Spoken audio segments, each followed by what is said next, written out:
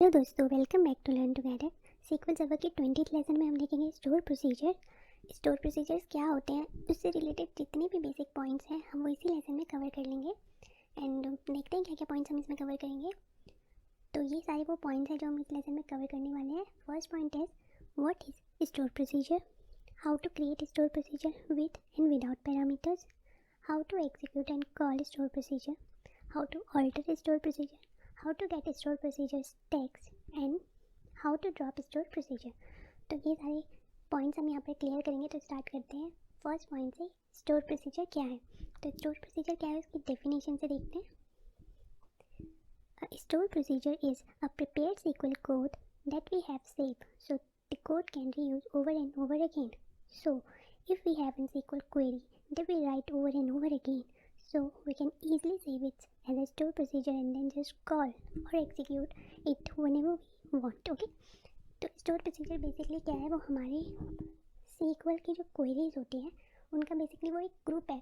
हम क्या करते हैं, कई बार हमें ज़रूरत होती है एक ही क्वेरी को, कई बार हमें उसको यूज़ करना पड़ता है, बहुत बार उसको रीयूज़ करना पड़ता है। ओके, तो ऐसे केस में क्या होता है कि इंस्टेड ऑफ राइटिंग री राइटिंग एक ही जैसी क्वेरी को बार बार लिखने से बेटर है कि हम उसको एक ऐसी प्लेस पे स्टोर कर ले कि जब भी कभी हमें उसकी ज़रूरत पड़ी तो हम डायरेक्टली उस वाले प्लेस से उठा करके उसको एग्जीक्यूट कर ले। ओके, उससे क्या होगा, जो ये अपना क्वेरी राइट करने का टाइम है वो हमारा सेव्ड होगा। ओके, एंड प्लस हमारी एरर्स भी आने के चांसेस कम हैं। जैसे बार बार हम एक ही क्वेरी लिखते हैं तो ये भी पॉसिबिलिटी है ना कि हम कुछ गलत लिख दें, नेक्स्ट टाइम हम कुछ गलत लिख दें। लेकिन अगर हम एक ही क्वेरी, हमारी जो बिल्कुल कंपाइल्ड क्वेरी है जिसमें कोई एरर नहीं है, उस एरर फ्री क्वेरी को हम सर्टेन प्लेस पे स्टोर करते हैं। व्हेनेवर वी नीड तो हम आज उसको कॉल करके अपना एग्जीक्यूशन करवा लोगे। तो स्टोर प्रोसीजर जो होता है बेसिकली एक ऐसी प्लेस है जहाँ पर हम सीक्वल सर्वर की क्वेरी को,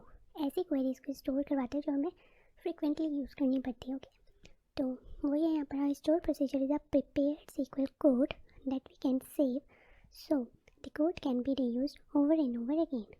So if we have a SQL query that we write over and over again, so we can easily save it as a store procedure and then just call execute it whenever we want। फिर जब कभी भी हमें उस query की ज़रूरत पड़ी तो हम स्टोर प्रोसीजर को कॉल कर पाएंगे और हमारा जो भी डिज़ायर आउटपुट है वो हमारे सामने होगा। ओके, तो ये तो था हमारा फर्स्ट पॉइंट कि स्टोर प्रोसीजर क्या होता है। बाय डेफिनेशन हमने देख लिया।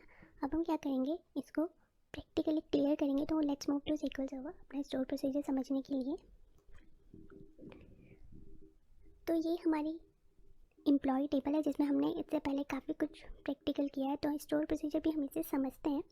तो मैं आपको बहुत सिंपल सा एक लाइक एग्जांपल देके समझाती हूँ। लेट्स सपोज मुझे सेलेक्ट इस एम्प्लॉय टेबल में से मुझे एम्प्लॉय का नेम लेना है, ईमेल लेना है एंड कॉन्टैक्ट नंबर लेना है। ओके, तो एम्प्लॉय नेम, ईमेल एंड इसका contact. Okay, from TPL employee. अब देखो क्या है, मुझे ये तीनों कॉलम इसके लेने हैं। मैंने इसको एग्जीक्यूट करवाया, फाइन, मैंने ले लिया। अब लेट्स सपोज मेरा आज का काम हो गया, अभी मैंने अपना क्लोज कर दिया सीक्वल सर्वर। लेकिन नेक्स्ट से मुझे अगेन ये चाहिए, मुझे मतलब अगेन चाहिए, मुझे हर रोज़ ये क्वेरी चाहिए ही चाहिए, मुझे हर रोज़ ये तीनों चीज़ें चाहिए इसकी।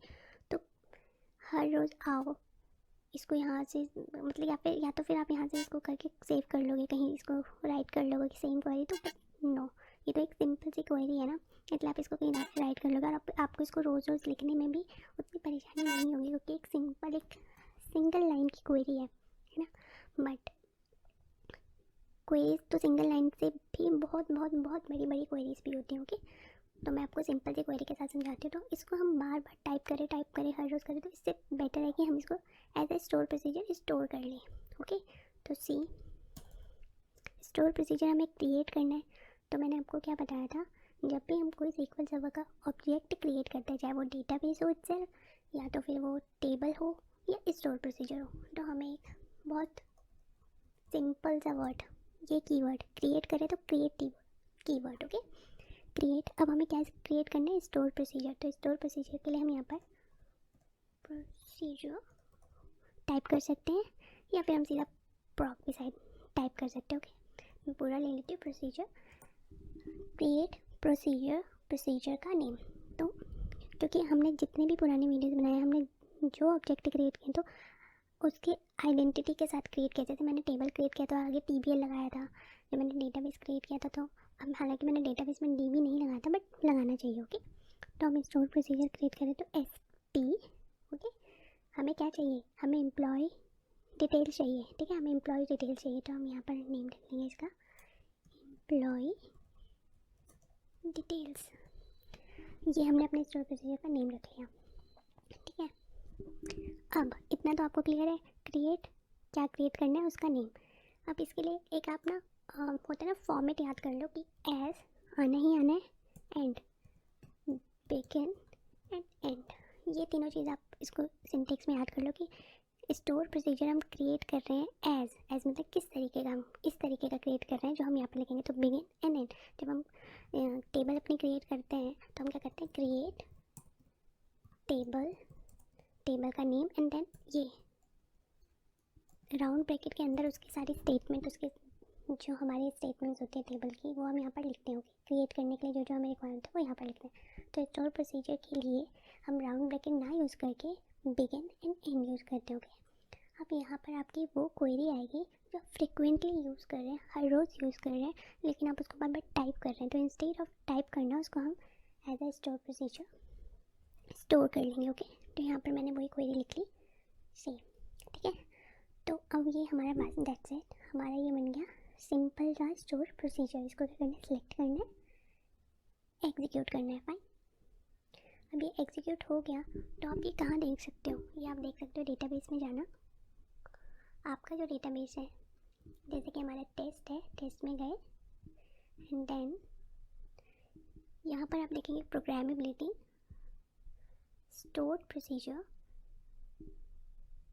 तो यहाँ पर आपको एक तो डायरेक्ट आपका वाला स्टोर प्रोसीजर दिख जाएगा जो आपने जस्ट क्रिएट किया है। इसी SP एम्प्लॉय डिटेल्स अगर आपको सिस्टम्स के देखने तो यहाँ पर होते हैं। ओके, वो बहुत सारे हैं, तो वो यहाँ पर पूरी लिस्ट आ जाएगी जितने भी हमारे सिस्टम्स के प्रोसीजर है, सिस्टम डिफाइंड स्टोर प्रोसीजर है, वो सारे आप यहाँ पर देख सकते हैं। इतने सारे स्टोर प्रोसीजर हैं जो हमारे सिस्टम डिफाइंड हैं। आप यहाँ नोटिस करेंगे यहाँ पर हर एक स्टोर प्रोसीजर के साथ SP__ है, जबकि मैंने जो स्टोर प्रोसीजर यूज़ किया है उसको SP करके छोड़ दिया, अंडरस्कोर का यूज़ नहीं किया। तो अंडरस्कोर हम इसलिए यहाँ पर यूज़ नहीं करेंगे। देखो आप देख रहे हैं ना, यहाँ पर अंडरस्कोर और मेरे इसमें नहीं है। तो SQL सर्वर हमें जो SQL सर्वर वो ऐसे कहता है कि वैसे तो करने के लिए मैं यहाँ पर अंडरस्कोर भी यूज़ कर सकती हूँ, but in future let's suppose अभी मुझे पता है कि एम्प्लॉय डिटेल्स वाला कोई स्टोर प्रोसीजर ऑलरेडी नहीं है, सिस्टम वाला ऑलरेडी सिस्टम का कोई ऐसा स्टोर प्रोसीजर नहीं है विद द सेम नेम। ठीक है, बट अगर लेट्स सपोज मैंने इसको इस तरीके से क्रिएट किया होता और कभी SQL सर्वर अपडेट हो और फ्यूचर में वो इसी तरीके का सेम इस तरीके का ही कोई स्टोर प्रोसीजर लेके आ गया, तो फिर तो हमारी एम्बिग्यूस हो जाएगा ये चीज़ कि लाइक मतलब कौन से स्टोर प्रोसीजर को हम कॉल करवा रहे हैं, राइट।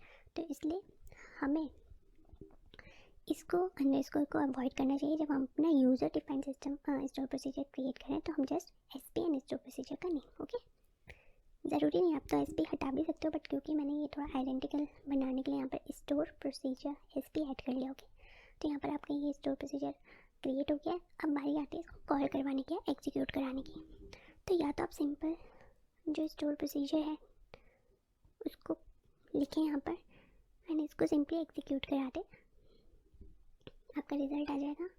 ओके, या फिर आप इसके आगे एग्जीक्यूट लिख लें एंड देन एग्जीक्यूट करें। इसके अलावा आप यहाँ पर केवल यहाँ तक भी आप इसको एग्जीक्यूट करा सकते हैं। एंड अगर आपको ग्राफिकली करवाना है, देखो ये 3 वे तो आपको क्वेरी के थ्रू हो गया। अगर आपको ग्राफिकली कराना है तो आपके स्टोर प्रोसीजर में जाएंगे, राइट क्लिक करेंगे एंड एग्जीक्यूट स्टोर प्रोसीजर। यहाँ पर आपका एग्जीक्यूट होके यहाँ पर हमारी विंडो आई है। ये विंडो मैं आपको समझाऊंगी। ये एक्चुअली होती है कि दिखाता है कि जो आपने पैरामीटर्स पास किए हैं वो, बट ये हमने कोई पैरामीटर्स तो पास किए नहीं, तो इसको सिंपली ओके किया। ओके, और ये यहाँ पर रनो के आगे साथ में इसने क्या किया,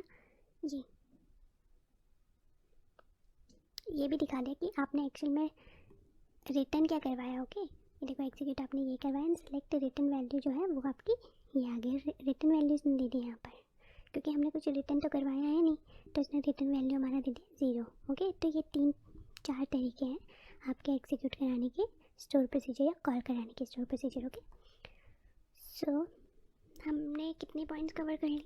हमने कर लिया कि स्टोर प्रोसीजर क्या होता है, स्टोर प्रोसीजर क्रिएट कैसे होता है, अभी हमने केवल देखा है विदाउट पैरामीटर्स। साथ में हमने थर्ड पॉइंट भी कवर कर लिया कि एग्जीक्यूट कैसे करवाते हैं उसके। तो सेकंड पॉइंट का हमारा सेकंड पॉइंट का ही जो सेकंड हमारा एक और वो है पॉइंट, वो है कि पैरामीटर्स के साथ किस तरीके से स्टोर प्रोसीजर कॉल कराते हैं, तो वो भी देख लेते हैं। सी, अभी आपने यहाँ पर ये जो टेबल है, इस टेबल से आपने डेटा लिया था विदाउट वेयर कंडीशन। आपने कहा था कि एम्प्लॉयज़ की नेम आ जाए, जितने भी हैं उनकी ईमेल आ जाए, उनका कॉन्टैक्ट आ जाए। लेकिन अब आप चाहते हो कि एम्प्लॉय जो है ना, उनकी डिटेल्स जो आए उनके कंट्री वाइज आए। लाइक आपको कंट्री वाइज चाहिए, अगर आपने कनाडा की कंपनी के लिए कंट्री के लिए एम्प्लॉय मांगे हैं तो कनाडा क्या है, इंडिया के मांगे तो इंडिया क्या है। तो अब देखो इसको थोड़ी देर के लिए यहाँ से हटाओ, मैंने कट किया है यहाँ से। अब लेट्स सपोज, सॉरी पेज करके मुझे ये वाली क्वेरी चाहिए अभी, ठीक है, इनको नीचे कर लेते हैं, इसकी ज़रूरत पड़ेगी अभी। लेट्स सपोज मुझे ये सारे एम्प्लॉय नेम, एम्प्लॉय की ईमेल, कॉन्टैक्ट चाहिए जहाँ पर वेयर जो हमारा कंट्री है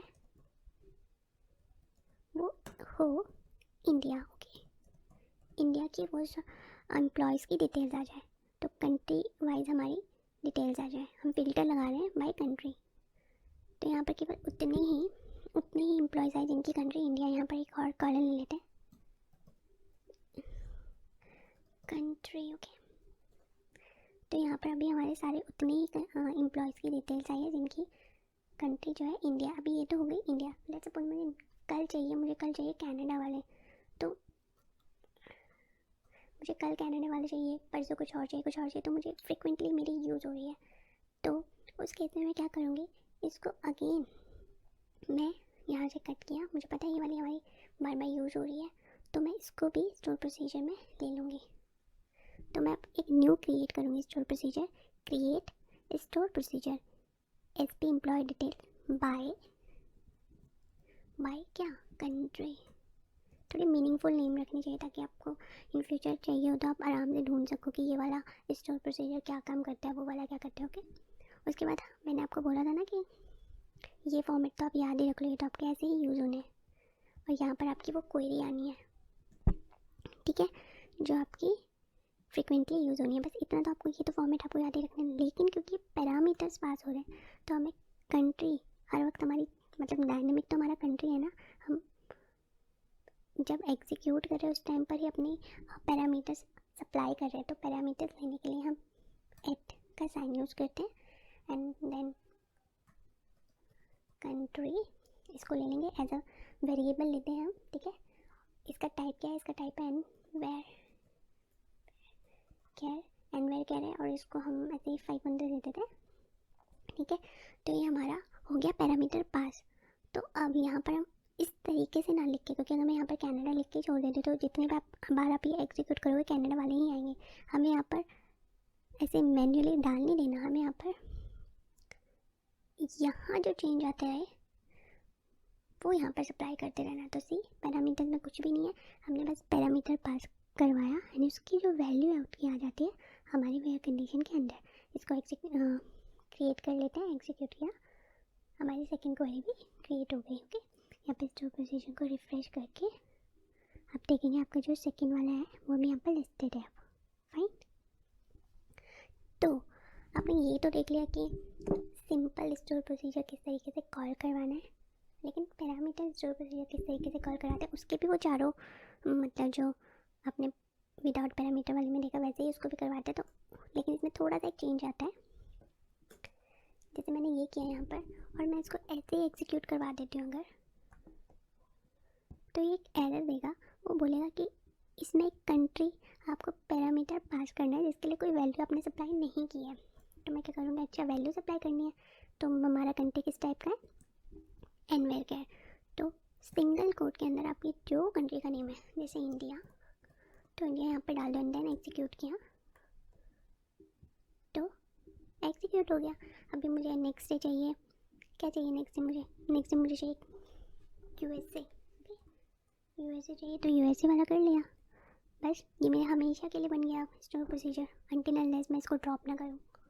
ठीक है, तो ये आपने स्टोर प्रोसीजर क्या होता है कवर्ड हो गया आपका। स्टोर प्रोसीजर क्रिएट कैसे करना है, पैरामीटर्स एंड नॉन पैरामीटर्स दोनों तरीके के, इनको एग्जीक्यूट कैसे करना है। अब देखेंगे मुझे ऑल्टर कैसे करना है स्टोर प्रोसीजर। जब हम किसी की डिज़ाइन में कोई चेंज करते हैं, ठीक है, ऑलरेडी क्रिएटेड चीज़ की डिज़ाइन में कुछ चेंज करते हैं, तो हम यहाँ पर क्या करते हैं, मैंने आपको बताया था, हम सिंपल एक वर्ड ऑल्टर यहाँ पर यूज़ कर लेते हैं। ओके, मुझे क्या चाहिए, एम्प्लॉय नेम चाहिए, ईमेल चाहिए, कॉन्टैक्ट चाहिए, कंट्री चाहिए, उनके country wise and country wise ही नहीं, मुझे उनके क्या क्या था यहाँ पर,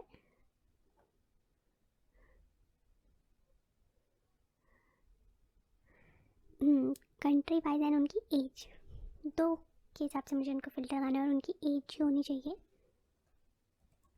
एज जो होनी चाहिए उनकी, वो जो भी सप्लाई करेंगे उससे ग्रेटर या इक्वल होनी चाहिए हमारी उस पैरामीटर की वैल्यू से जो हम यहाँ पर नेक्स्ट प्रोवाइड करेंगे। तो नेक्स्ट हम जैसे कंट्री हो गया तो नेक्स्ट पैरामीटर हमें जब लेना होता था कोमा का यूज़ करते हैं। नेक्स्ट हमारा है, हम दे देते हैं इसका नेम एज, और एज का डेटा टाइप है इंट। तो यहाँ पर एट एज पास करवा दिया, फाइन।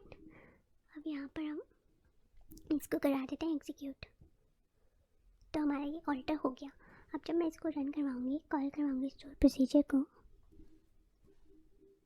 ऑल्टर करने के बाद तो अब हमें कंट्री तो पास करने ही, देखो कंट्री तो हमें पास करनी है, कंट्री में पास करनी है, लेकिन साथ में हमें उसकी एज के लिए भी पास करना है। कि जैसे अब ये क्या करेगा, इसने देखा अच्छा इंडिया के हो लेकिन उनकी एज 18 या 18 से अबव वाले लेकर के हैं। ओके, तो क्या होता है बेसिकली, इसने इसको कॉल किया, ये फर्स्ट वाली वैल्यू इसके फर्स्ट वाले पैरामीटर में असाइन हो गई, सेकंड वाली वैल्यू इसके सेकंड वाले पैरामीटर में असाइन हो गई। इसलिए हमें इस चीज़ का भी ध्यान रखना पड़ता है कि फर्स्ट वाले में जो अगर हमारे स्ट्रिंग या एनवर कैन यूज़ है तो हमें यहाँ पर स्ट्रिंग वाले ही देने हैं। नेक्स्ट वाले में हमारा इंटीजर है तो इसमें हमें इंटीजर टाइप ही देना है। ओके, इनको आगे पीछे नहीं करना, अदरवाइज़ वो कैसे असाइन करेगा। तो वो ये वाली एज के लिए आया, ठीक है, जो अंडर 18 मतलब 18 एंड 18 से अबव वाले हैं। तो ये हो गया आपका ऑल्टर किस तरीके से करते हैं। अब देखो यहाँ पर अगर आप 18 कर दोगे और यहाँ पर आप इंडिया कर दोगे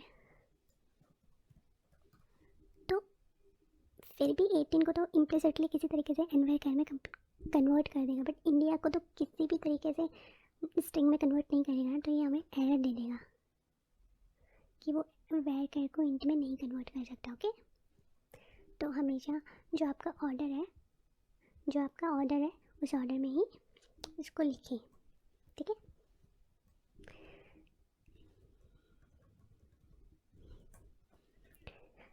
अब ये हमारा ठीक हो गया, ठीक है। और इसके अलावा अगर आपको फिर भी मतलब जैसे आपको पता नहीं है कि कौन सा पहले पास हो रहा है बाद में कौन सा हो रहा है, तो आप अगर स्पेशली आप फिर भी ऐसा करना चाहते हो कि पहले आप 18 देना चाहते हो बाद में वो देना चाहते हो, तो यहाँ पर आप पैरामीटर्स के साथ पास कर लो ताकि उन्हें पता चल जाए कि आपने इंटेंशनली ऐसा किया है। एज में आप पास कर दो 18 एंड जो आपका कंट्री है इस तरीके से उसको पूरा मतलब एक कंप्लीट पाथ दे करके आप उसको ऐसे कर सकते हो। ओके, इस तरीके से करोगे तो वो उसको ले लेगा। अगर आपने यहाँ पर स्पेसिफाई किया है आपके पैरामीटर्स एंड उसकी वैल्यू तो वो उसको ले लेगा, फाइन। तो हमारे ये चारों जो है पॉइंट्स कवर हो गए। उसके बाद अगर हमें अपने स्टोर प्रोसीजर का टेक्स्ट चाहिए, अब लेट्स सपोज आपने ये कर लिया, बना लिया, अब आप नेक्स्ट डे मतलब देखना चाहते हो आपने किस तरीके से वो बनाया था अपना स्टोर प्रोसीजर का टेक्स्ट, क्या आपने लिखा क्या क्या था, तो आप कैसे लेके आओगे। उसके लिए आप एक system defined store procedure use करोगे जो है SP हेल्प टेक्स्ट, सिंपल। और आपके जो ये वाला स्टोर प्रोसीजर जो है इस सिस्टम का पहले से बनाया हुआ स्टोर प्रोसीजर। ओके, ये क्या करता है, आपके स्टोर प्रोसीजर का टेक्स्ट आपको ला करके दे देता है। तो यहाँ पर आपको अपने स्टोर प्रोसीजर का नेम पास करवाना है। आपके स्टोर प्रोसीजर का नेम है एसपी पहले वाले का लिखता है एम्प्लॉय डिटेल्स। ठीक है, ये हमारी डिटेल्स नहीं है, केवल डिटेल है। ठीक है, तो हमारे इस वाले स्टोर प्रोसीजर का जो है टेक्स्ट लेकर के आ जाएगा।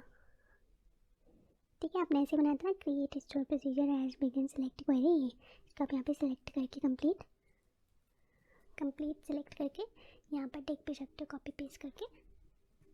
ये था आपने जो बनाया था। ठीक है, एंड आप इसको ऐसे भी कर सकते हो, आप इसको इस तरीके से भी सिंगल कोट के अंदर भी पास करा सकते हो, फिर भी वो आपको एग्जीक्यूट करके दे देगा। ठीक है, दूसरा तरीका ग्राफिकली अगर आपको देखना है तो आपके स्टोर प्रोसीजर में जाएं, यहाँ पर आप script store procedure as then create to and then new query editor window में आप जाएंगे तो यहाँ पर भी आपका वो जो स्टोर प्रोसीजर का टेक्स्ट है जो आपने क्रिएट किया वो ला करके दे देगा।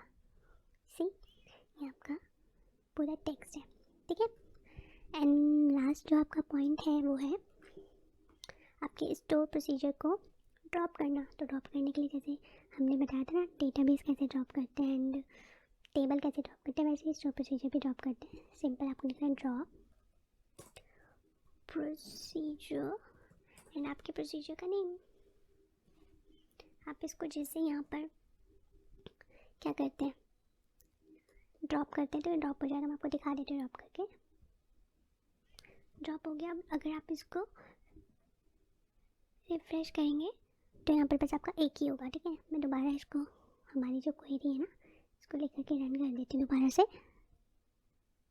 ठीक है, अब इसको रिफ्रेश किया, अगेन हमारा वो आ जाएगा। ठीक है, अब देखो ये तो हो गए हमारे सारे पॉइंट्स। में एक पॉइंट आपको और दिखा देती हूँ। जैसे आपने ये हेल्प टेक्स्ट है, यहाँ पर आपको इसकी टेक्स्ट दिख गया, लेकिन आप इसको सिक्योर करना चाहते हो, आप चाहते हो कि ये टेक्स्ट ना दिखे, क्योंकि आपको तो पता है आपने कैसे बनाया, लेकिन और किसी को ना दिखे, आप फिर जो भी है इसको एनक्रिप्ट करना चाहते हो। तो आप क्या करोगे, आप करोगे जो आपका स्टोर प्रोसीजर है ये, जब आप इसको क्रिएट कर रहे हो, क्रिएट तो क्या, आप तो ये ऑल्टर होगा देखो, क्योंकि ये क्रिएट तो हो चुका है ना। आप दोबारा इसको देखो, तो अगर आप इसको दोबारा क्रिएट वाली क्वेरी चलाते हो, यहाँ पर दोबारा से अगर आप क्रिएट वाली क्वेरी चलाते हो सेम स्टोर प्रोसीजर के नेम से, तो आपको एरर देगा कि तो ऑलरेडी क्रिएट हो रखा है। ठीक है, तो आप यहाँ पर करेंगे ऑल्टर एंड, क्योंकि आपको ये एनक्रिप्ट करना है तो यहाँ पर आप सिंपली लिख देंगे विथ एनक्रिप्शन। ठीक है, और इसको कर देंगे रन किया, एग्जीक्यूट हो गई आपकी क्वेरी। अगर अब आप इसका टेक्स्ट देखना चाहते हैं तो आपको देगा नहीं ये एनक्रिप्टेड है, तो आप इसका टेक्स्ट नहीं देख सकते। फाइन, तो आप ये इस तरीके से यहाँ पर सिक्योर हो गया। तो हम हटा देते हैं अपने केस में, इसको ऐसे ही ऑल्टर कर देते हैं फिर से, एंड अगेन अगर हम देखेंगे तो अब हमें दिखने लगेगा। ठीक है, तो बस ये सारे पॉइंट्स हमने इसमें कवर किए हैं। एंड स्टोर प्रोसीजर जो हमारी नॉर्मल ऐसी क्वेरी होती है ना, ये क्वेरी लिखने में इनसिक्योरिटीज़ भी है, किसी तरीके के इंजेक्शन हमारे डेटाबेस में डायरेक्ट हो सकते हैं। वो हम देखेंगे आगे कि किस तरीके से हैकर्स जो हैं किस तरीके से इंजेक्शन कर लेते हैं अगर हम डायरेक्ट ट्रांजैक्ट क्वेरी यूज़ करते हैं। लेकिन अगर हम इस ट्रांजैक्ट क्वेरी को with in store procedure use करते हैं तो हमारे वो इंजेक्शन जो होते हैं, जो बाहर से कुछ ऐसे अनवांटेड थिंग्स जो हैपन्स होती हैं वो होने से बच जाते हैं। तो एक सिक्योरिटी पर्पज से भी हमारा स्टोर प्रोसीजर बेटर है, सीधा क्वेरी लिखने से बेटर कि आप उसको स्टोर प्रोसीजर में स्टोर करके एग्जीक्यूट करेंगे। तो बस इतना ही था हमारे इस स्टोर प्रोसीजर में। हमने सारे इसके पॉइंट्स कवर किए हैं। स्टोर प्रोसीजर क्या होता है, ठीक है, स्टोर प्रोसीजर को क्रिएट कैसे करते हैं, अगर क्रिएट करना है तो आपको विदाउट पैरामीटर कैसे करना है, यहाँ पर सेम है। ठीक है, क्रिएट प्रोसीजर, प्रोसीजर का नाम is as begin and end format आपको याद करने के लिए यहाँ पर आपकी स्टेटमेंट क्वेरी, एंड देन अगर आपका विद पैरामीटर है तो सेम ही होता है इसकी तरह, बट यहाँ पर आपको पैरामीटर्स पास करने हैं विद डेटा टाइप। फाइन, उसके बाद आपको दिखाया था मैंने 3-4 तरीके बताए थे एग्जीक्यूट कैसे कराने के। तो आप डायरेक्ट उसका नेम से एग्जीक्यूट करा सकते हैं, एक जी सीक करके कर सकते हैं, एक एग्जीक्यूट कंप्लीट लेके, और एक जो ऑब्जेक्ट एक्सप्लोरर में जाके राइट क्लिक करके एग्जीक्यूट स्टोर प्रोसीजर कर सकते हो। ओके फाइन, और अगर आपको ये पैरामीटर्स वाले स्टोर प्रोसीजर के साथ करना है तो आपके जो प्रोसीजर है उसके नेम के बाद आपके पैरामीटर पास करवा दें, उसके बाद यहाँ पर किस तरीके से स्टोर प्रोसीजर के टेक्स्ट हम देख सकते हैं। तो ये वो था SP help text system defined store procedure को यूज़ करके। एंड दूसरा था हमारा ऑब्जेक्ट एक्सप्लोरर में जाकर के right click to store procedure and create to new query editor window. तो ये सारे हमारे पॉइंट्स हैं जो हमने इसमें कवर किए हैं। आई होप सो कि आपको ये पूरा लेसन अच्छे से समझ आ गया हो, क्योंकि अगर आपको ये लेसन पूरे अच्छे से समझ आ गया तो समझो आपके स्टोर प्रोसीजर का जो बेसिक है ना ऑल क्लियर। ओके, तो आगे हम थोड़ा एडवांस देखेंगे स्टोर प्रोसीजर का, but for now thank you so much for watching and take